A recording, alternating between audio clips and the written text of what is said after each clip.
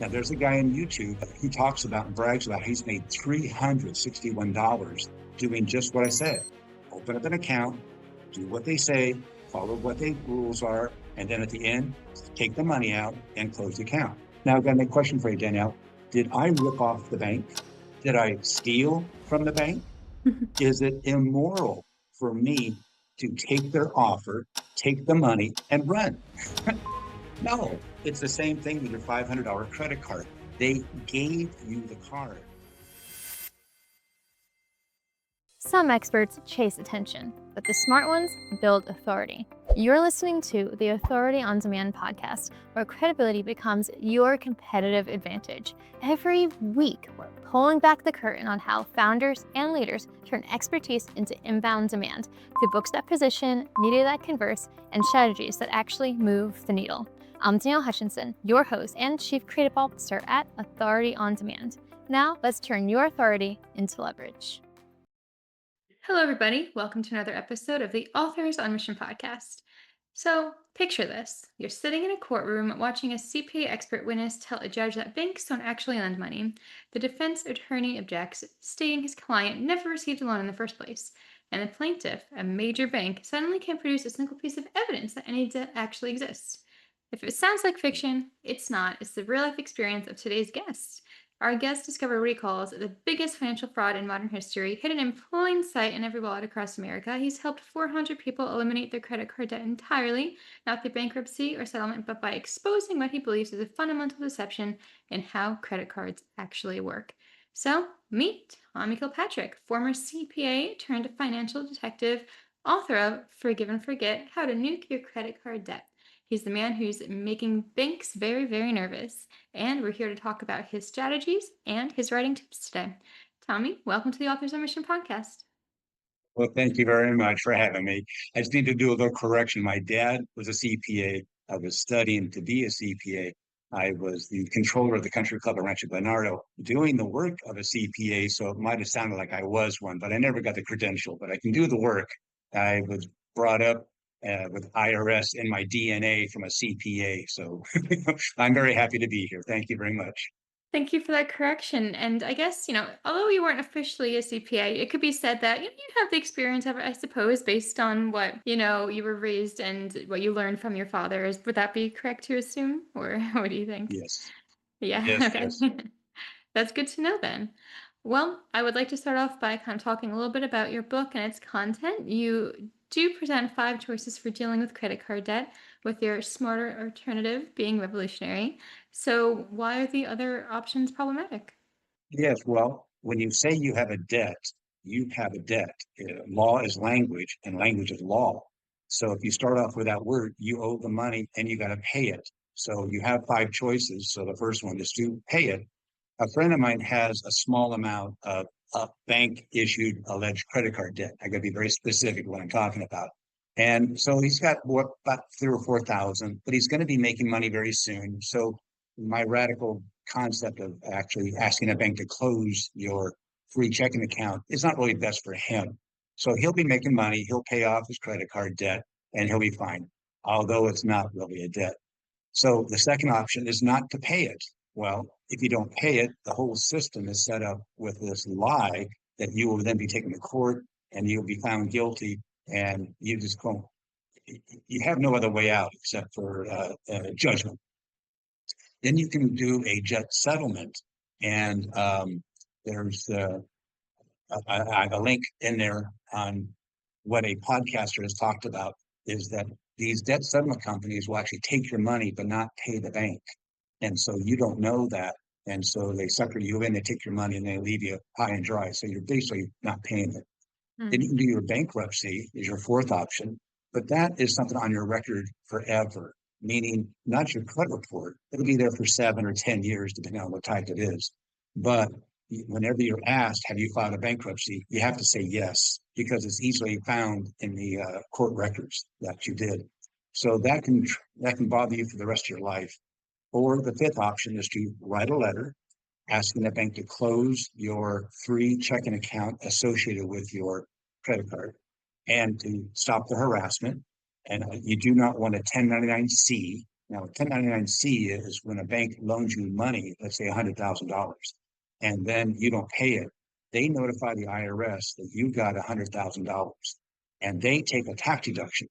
So in your letter, you need to ask them not to send you a 1099 because you'll file a 3949A. See, it helps me having a dad with CPA and being with the IRS for so long.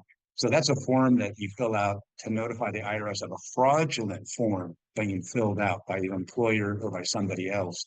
So that will put them on record of being fraudulently filing taxes. And so they'll get in trouble with the IRS for that. And then to remove the item off your credit report, and in the letter, you just add in that you have drafted a lawsuit and you want an injunction. So the bank will see where this is going. And it could cost them $30, $40, $50,000 just in legal fees, just to start. So the injunction is the important thing, because if you're being bothered by somebody, you can go to court. Now, you don't resolve the issue, you just stop the harassment. So if someone says you owe them money, you can go to court and say, Judge, just make them prove it. So what we do is we file a junction, and the bank has to bring an outstanding unpaid invoice, which they don't have, and they have to provide us a copy of a certified copy of the promissory note, which they don't have. And so in that injunction, they have to provide that. If they don't do that in 30 days, they're held in contempt of court. So once the bank sees that we have this huge brick of paper that's going to cost them thousands and thousands of dollars, it's just easier for them to click and you're off your credit report. And so you're done with your credit. You don't have the bank issued alleged credit card debt. Understood. So, yeah, I'm not too familiar with all these terms and everything, but I have a good understanding of it. To me, it sounds pretty simple, especially the letter strategy there. Just asking banks to close checking accounts. I'm wondering, does this straightforward approach happen because of the injunction, as you mentioned, and the outstanding invoice predicament there? Or is there something else that is a factor that makes it so simple? Yeah, there are true credit cards. So you go into a store, let's say a tire store, and you want tires, but you don't have the money. They say, oh, well, Danielle, why don't you just apply for an in-store credit card? And so you apply, you're approved. Great. And so they put tires on your car, they balance it and all that kind of stuff. You drive away. At the end of the month, you get a statement, which is true. There's an outstanding unpaid invoice, which is true, and you owe the money. Okay, this is not a scheme to get people out of their debt. This is not that at all. You owe that money. So how do you know the difference between a real credit card and a fake one? Is look at the back of the card. If it's on Walmart or let's say Amazon, if it says issued by Bank of America, Citibank, Wells Fargo, Deutsche Bank, Bank of London, Bank of India, Bank of Japan, that's a phony one. So that's how you find out, do I have to pay this? Yes, you have to pay that. So how do you do this is that the banks are involved in trying to get you as a customer. Okay, they have an advertising budget. So what they do is they used to give out toasters or a wall clock to get you to come to the bank. One time I saw in a newspaper an ad that said, bring $25 into our bank and hold it for 90 days. We'll match it. And so what I do, 91 days later, I went to the bank, drew out $50 and closed the account. Now there's a guy on YouTube, and that's my fifth link, that he talks about and brags about he's made $361 doing just what I said. Open up an account, do what they say, follow what the rules are, and then at the end, take the money out and close the account. Now, I've got a question for you, Danielle. Did I rip off the bank? I don't No. think so necessarily, no. No. Did I steal from the bank? No, not No. necessarily, no. Is it immoral for me to take their offer, take the money, and run? No. So Yeah, it's the sure, they're same offering it, thing. yeah. Yeah. It's the same thing with your $500 credit card. They gave you the card. Now, banks are all about loans. So when you go into a bank with no money, you expect to come out with money. Well, some people take a gun in, but I'm not talking about that. But you go into a bank and you have to fill out an application. Now, I got a question for you. If you fill out the application and you're denied, do you still get the loan? No. Right, okay. But if you're approved, then you go into the bank and you fill out loan documents. You have to prove that you actually have an income. Okay, because if you're going to get a loan, the bank has to do due diligence to prove that you can actually pay them back. You also have to have collateral, like a house or a car. Or if you do a personal loan, you got to put something up the bank can sell to get their money back, right? The other one is you have to have a credit report, and that shows your history, that your credit score determines your interest rate. The last thing you have to sign is a promise to pay the bank back. Without a promise to pay it back, there's not a loan. You don't give people money and say, there you go, there's no promise to pay it back. I'd call that a gift. So what the bank does is they send you a gift card disguised as a credit card to get you as a customer. What'd you do with your card? You went to let's say Home Depot and you bought a toilet. Let's say it's a golden throne. And so you're walking out with your toilet, and a person at the door said, did you pay for that? And so you show them a receipt. So how did the store get paid? By the bank. Where'd the bank get the money? It's from their advertising budget. So they anticipated you going to the store to use that gift card. Then they send you a statement. Now, the very first job I had a CPA look me right in the face and said, if you pay from an invoice, I will fire you. He said, we never pay from a statement. We only pay from an approved invoice. And you have to see that that department had approved this invoice, and you only pay from an approved invoice. You never pay from a statement. So you have a checking account. You get a statement every month. So is that a bill?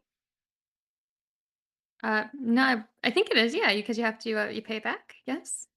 Well, I'm talking about your regular checking account. When you get a Then statement at the end of the month, is that a bill? because you don't have to necessarily. It's already been paid, right? I'm sorry, I'm not too. Well, no, that's okay. So it's your normal checking account. Okay. Every month you get a statement, and what it shows your beginning balance, your deposits, your checks, the debit withdrawals, fees, and anything else you have, and you have an ending balance. It's not a bill, because a bill is only from an invoice. It's more so a But the credit, yeah, but here you're right, is the credit card. It makes it appear that you have a debt, that you have a loan. So what do you do as a good person? You pay it, okay? You write your $500 check out and you send it to the bank. Now, here's the important thing. The bank received your money. And remember, banks are only about loans. So when you go in with no money, you come out with money, that's a loan. When you take money to the bank and leave it there in a checking account or a savings account, you're actually technically loaning the bank your money. That's how it appears on their books. And that's how the way the legal whole thing is set up, is that the Federal Reserve has done this way. So it's a loan to the bank. So when you use your debit card, see, I first started off saying it's a gift card to get you as a customer. Once you're a customer, it turns into a debit card. So every subsequent purchase made by you is with your own money. There never was a loan. So that's my basic understanding of what's going on in the banking world in these alleged credit cards. Understood. Well, hey, I appreciate you running us through the basic premise of all the strategy. So I do understand the rest of the book really does go into more detail and backs everything up here. You state an amount of different case studies, courtroom dialogue, and it's really proven. It seems to be have worked very well for many people. Would you agree with that? Yes, You, and for any of the authors out there, how I came up with this idea is it actually happened to me. So take world life experiences and elaborate on it. And I made it a little bit more of a Hollywood stuff, but it's very entertaining. But that's what happened to me. I filed 3 federal lawsuits against the banks. And what happened is it was going well for me. And then all of a sudden, the judge called me into the courtroom and asked a simple question. Do you have a credit card? Well, no, technically it's a gift card. Mr. Kilpatrick, pull your card out. So I did. What's it say on there? Credit card. So he made me look like an idiot and he threw my case out, all 3. But then what happened 30 days later, the bank had removed them off my credit report. So I went, oh my gosh, I never got sued. I never got a 1099-C because I told the bank if they did that, I'd file a proper IRS form to make it a fraudulent filing that the bank would do. So what that does is it explains to any layperson and explains to a CPA how they can be an expert witness. So we take it through the judge asks the attorney those simple questions, And then he's going, I'm going to have you disbarred. And that's why all the attorneys I hired would back out at the last minute because they saw the writing on the wall. They couldn't argue this because they had their own credit card and they would look like an idiot. But this is in my story is the judge, the defense attorney has, well, we are presumed innocent until proven guilty, so I'd like to move forward. And the judge allowed that. Then we have the expert CPA undo everything. Well, the judge asked me if I had a credit card. Is that true? No, you don't have a credit card. It was a gift card. A gift card? How could it be a gift card? So we go through the whole unraveling of my debacle when I was in front of the federal judge. And anybody going up in front of the judge, we have the solution, the answers. Just give us a chance to tell the story. And that's what the bank doesn't want. So we found not a loophole, but it's just their crime. They're committing bank fraud all around the world. And they make about $23.04 on average of a card holder. So if a bank has 1 million card holders, they're bringing in $23 million a month. Okay. And that's about 1/4 of their profits. So this is all done by fraud, by getting people to pay $23 a month on a free checking account. So that's the fraud they're doing. Understood. No, I appreciate you sharing that with us. And the interesting thing is, within the book, examples like this, you actually structured kind of like a play with, act one, scene one, character descriptions. I'm wondering if what exactly influenced this creative choice in sharing that with us? Was it kind of a entertainment or an engagement factor, or is there something else that inspired that choice? Well, it's kind of like that infotainment. People want to be informed, but they also want to be entertained.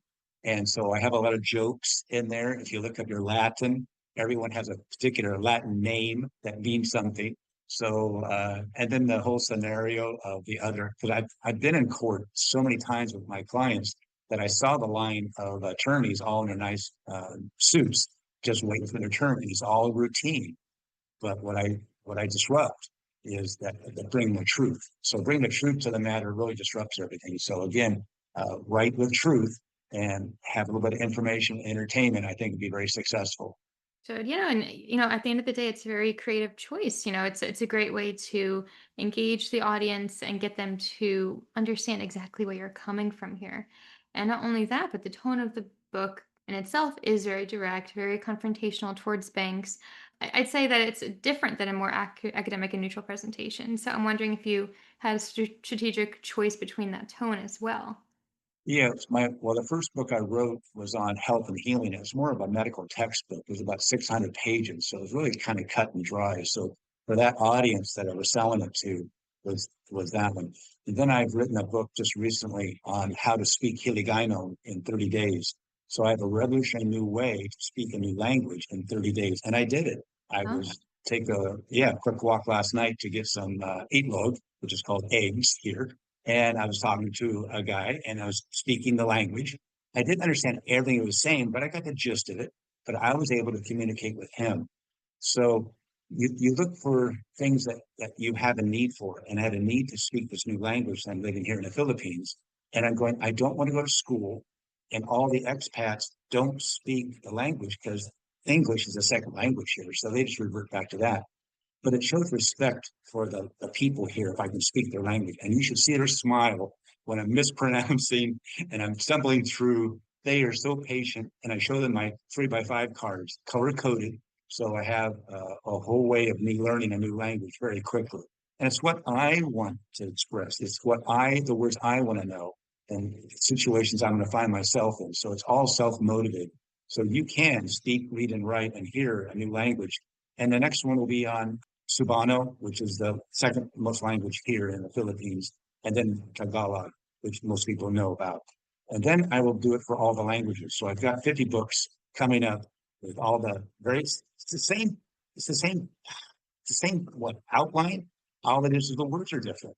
So all I got to do is just use Chat GBT to switch all the words around. But you got to have somebody who knows the language to verify it because there's a lot of mistakes made. So I yeah. could have used AI to write the book, but I do say in the book, this one introduction was generated by ChatGPT. So I'm very clear and honest with the audience that I use this for you to have a balanced and unbiased introduction in my book. And so I find a lot of different ways of explaining it so that people don't get to the act one, scene one, they can get the gist of what I'm saying. So it's kind of a complicated situation of what I'm talking about, but it's easily understood. Yeah, no, thank you for that. And thank you also for shining a light on the other works that you have out there. I think that anybody listening today might be interested in checking those out as well now. That being said, very interesting your use of AI to create this. And I wasn't actually aware that you had used, I must have missed that one part, but it's very good that you are making it very clear, especially with the rise of AI these days. So many AI generated books are coming out. I'm wondering if you might share some wisdom with the audience today. What are some tips and tricks that you use when you're, putting it onto the page? As a ghostwriter myself and an editor, I've seen a lot of manuscripts coming my way that are AI generated, and there's a lot to be careful about, but some great uses as you've shared. So, what are some tips you might offer to us? Well, I would like to tell you about my son. He's 35 years old, and when he was about 10, he entered a writing contest, and he was into rocks, and so the rock club kind of a writing contest. So I had him write the paper. It was a certain number. So what we do is we divide the number of words or the number of characters you have to have. So you do it mathematically. And what we found out is we need to have about 10 paragraphs. So you have your first paragraph, your introduction, and your last paragraph is your conclusion. So you toss those out. And so by using a mathematical strategy, we came up with 5 ideas and him to elaborate on. So what he did is he started using this tactile sense. So he's talking about something. He wanted the audience not to know what he's talking about. He's talking about a diamond. Okay. So in the beginning, he sees something glistening. He reaches over and picks it up. He doesn't quite understand what it is, but he takes it home, hammers it, then starts to polish it. And you're going, what is this going for? And then you go through different senses of what it sounded like and stuff. And then what you could see was the color. And then the actual end part is the verb. So we cover the tactile, then the olfactory, what it smells and tastes like. Then you do the hearing, and then do your sight. But we do the color, the shape, the texture. Then you talk about the verb. And at the very end, you found out that he actually made the diamond ring that was the engagement ring to his fiancee. So I can share that with you so your writers can go, how do I write this?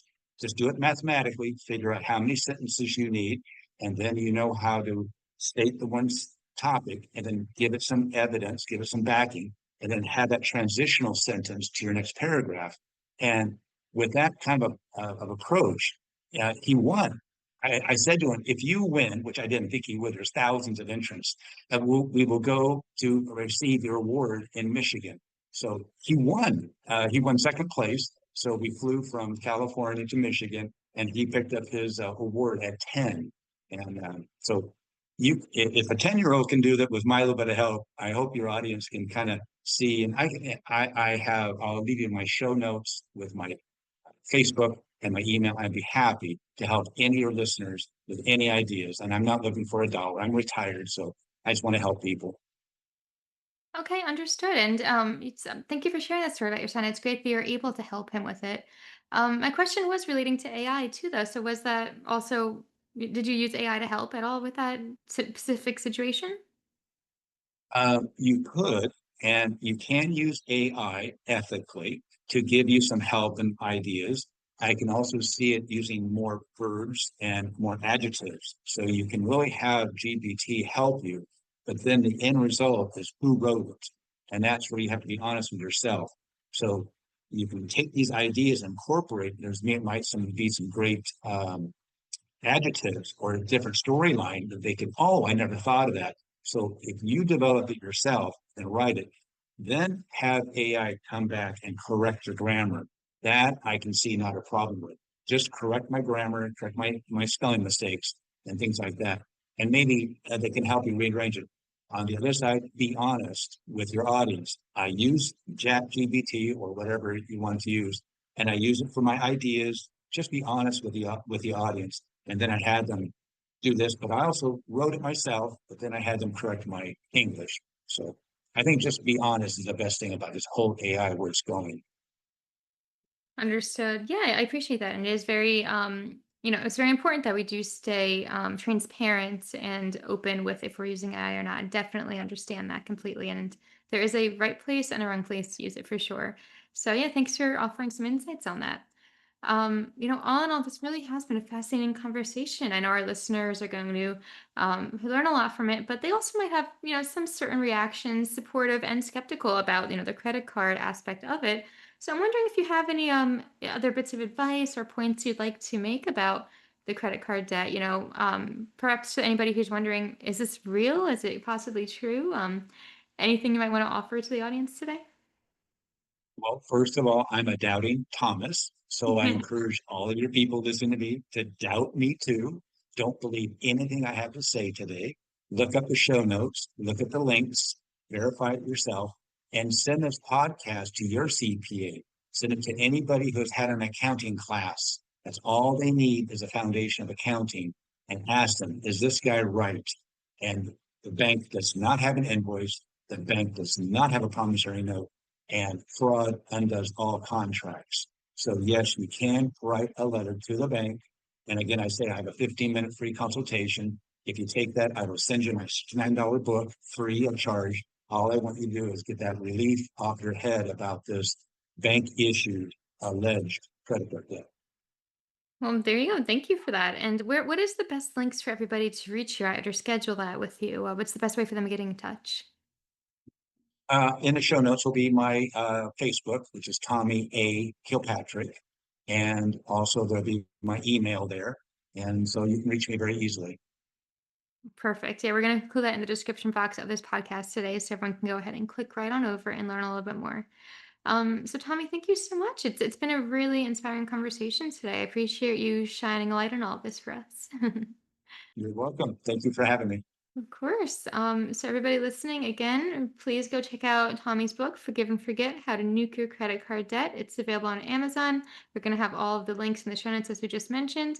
So whether you're a skeptic or a believer or aspiring author, Tommy's journey has shown us that expertise isn't about credentials, but curiosity, challenging assumptions, having the courage to share the truth, even when the establishment might be on the other side of it. It's all really important stuff for us to know and to learn and research ourselves. And that's what Author Mission is all about, empowering you to become the expert in your field, to question everything, and to write your own books. Maybe it's going to change everything as well. So until next time, everybody, keep questioning, keep writing, stay on your mission. We'll see you at the next episode.